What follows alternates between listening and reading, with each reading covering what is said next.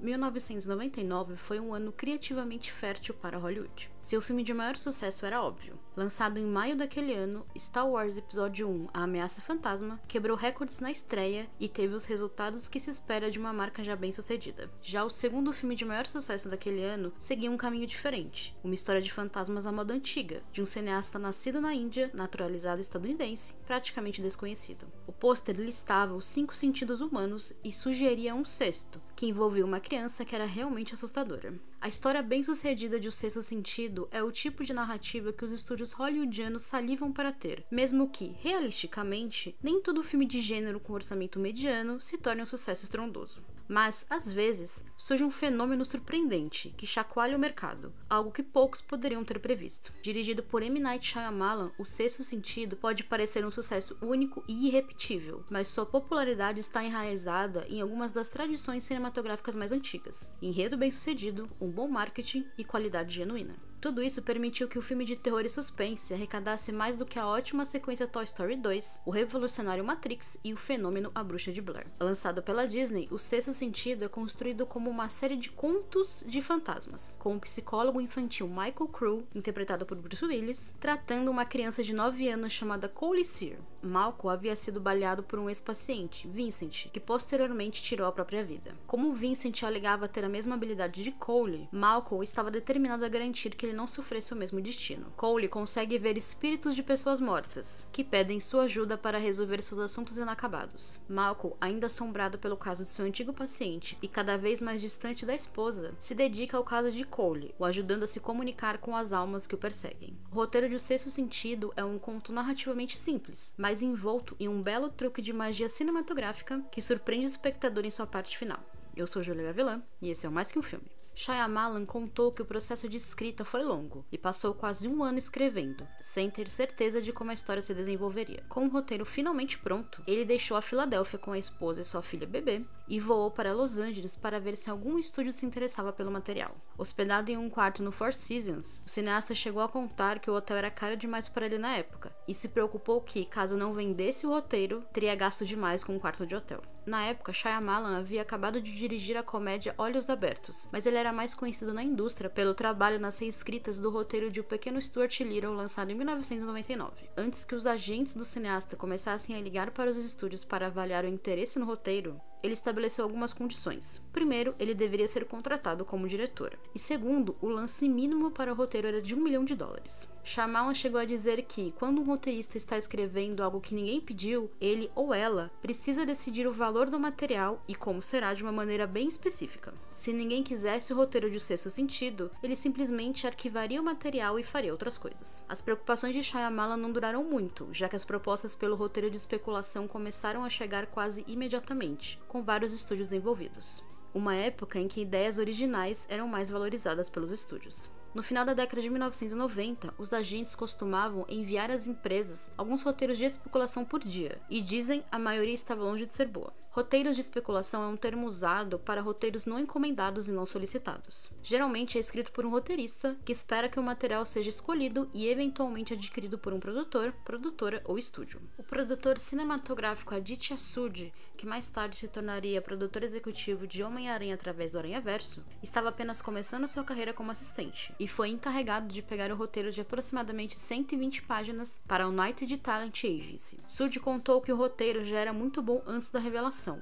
mas se surpreendeu quando chegou na página 119 e descobriu a grande reviravolta. Um dos leitores foi então o presidente de produção da Walt Disney Studios, David Vogel, que comprou os direitos do material por 2,25 milhões para Hollywood Pictures sem autorização da empresa para evitar uma guerra de lances. Na época, o Hollywood Reporter reportou que a Hollywood Pictures superou concorrentes como Columbia Pictures, DreamWorks e New Line Cinema. O problema é que a Disney não gostou da atitude do executivo e pediu para que ele reestruturasse seu contrato e abrisse mão de parte do seu poder como presidente. Quando Vogel se recusou, ele foi demitido em julho de 1999. a Disney tinha tão pouca fé no filme que vendeu os direitos de produção para a Spyglass Entertainment, mantendo os direitos de distribuição e apenas 12,5% da bilheteria do filme. Com o projeto oficialmente encaminhado, a produção conseguiu que Bruce Willis assinasse um contrato para interpretar o terapeuta, como parte de um acordo para compensar o estúdio pelo papel do ator na produção cancelada de Brody Brawler. 20 dias após o início das filmagens da comédia romântica, Willis ficou insatisfeito com o trabalho de alguns membros da equipe e demitiu várias pessoas, fazendo a Disney cancelar a produção. Em vez de processá-lo, o estúdio fechou um acordo com o ator para trabalhar em 3 filmes com desconto: Armageddon, de 1998, O Sexto Sentido, de 1999 e Duas Vidas, de 2000. Mas a maior surpresa do elenco foi o jovem Haley Joel Osment. Shyamalan contou que havia algo mágico em sua audição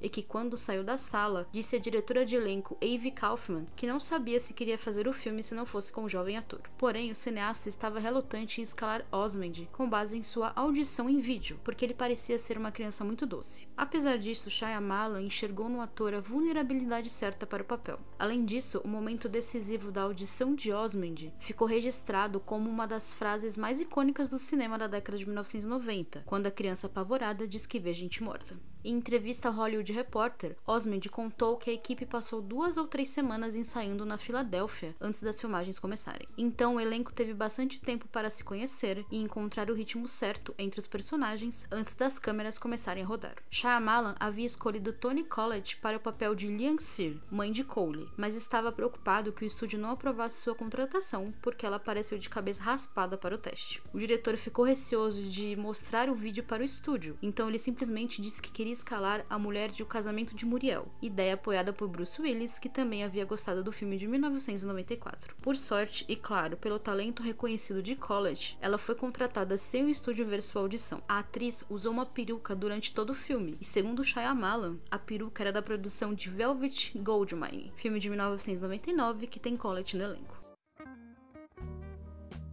Sempre que era possível, Shyamalan filmava O Sexto Sentido na ordem que a história se desenrola, o que tornou a jornada emocional de Cole mais fácil para Osment. Para uma criança, era mais fácil encontrar a emoção certa quando ela tem memórias reais das cenas anteriores da história. Muitas das cenas internas aconteceram em um prédio muito grande e antigo, em um centro de convenções abandonado na Filadélfia. O lugar em si já era assustador, com muitos corredores vazios, iluminação ruim e banheiros com luzes piscando. Apesar do ambiente assustador, Osment e Misha Barton, as 2 crianças do elenco, corriam pelo local e fugiam dos tutores para brincar. A igreja de Santo Agostinho na Filadélfia também foi usada como locação de filmagem. Como as interações de Anna com Malcolm eram essenciais para o impacto posterior no público, a atriz Olivia Williams, que interpreta a esposa do terapeuta, interpretou suas cenas como se Williams estivesse em cena. A melhor forma de evitar que parecesse que ele não estava em cena era fingir que o ator estava. Conhecido por ser um membro do New Kids on the Block, Donnie Wahlberg foi apontado por Shyamalan como um ator que estabeleceu um padrão para a produção pelo seu comprometimento com o papel de Vincent Gray, o paciente que ataca Malcolm no começo do filme. Wahlberg mergulhou no método de atuação ao máximo, perdendo 19 quilos em 5 semanas para o trabalho. O ator se mudou para Nova York e ficou no apartamento de um amigo, mas não tinha dinheiro ou cartão de crédito. Sendo até um tanto irresponsável, ele jejuava alguns dias seguidos e depois comia vegetais, mascava chiclete todos os dias e andava pelas ruas da cidade.